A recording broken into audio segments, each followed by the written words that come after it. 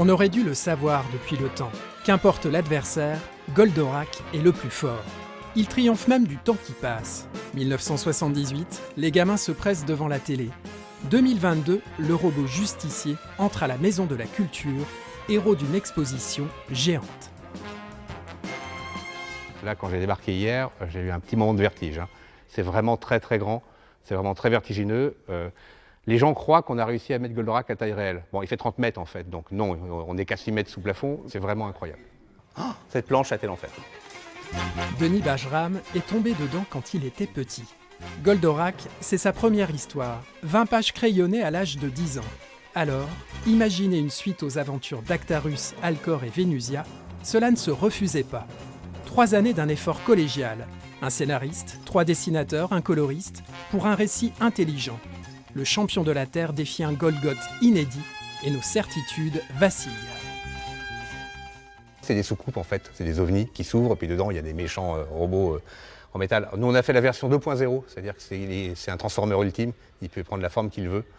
Il est composé de fibres articulées et franchement il est plus fort que Goldorak. Denis Bajram a dessiné l'affiche des rendez-vous de la BD. Elle concentre tout son art, quand la puissance infinie porte un message de paix. Comme dans son récit majuscule Universal War, 9 tomes parus pour cette saga prévue en 18.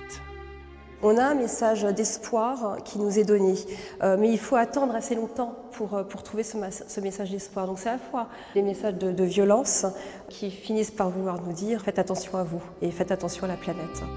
Le 11 septembre 2001 a fait vaciller l'auteur.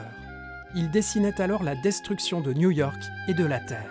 Faire du grand spectacle avec la catastrophe, moi, ça m'a vraiment interrogé et j'ai mis 2-3 ans à me remettre à la BD. J'ai pas dessiné pendant 2 ans et je me suis remis uniquement parce que j'ai basculé au numérique à ce moment-là et que ça a été une nouvelle expérience créative.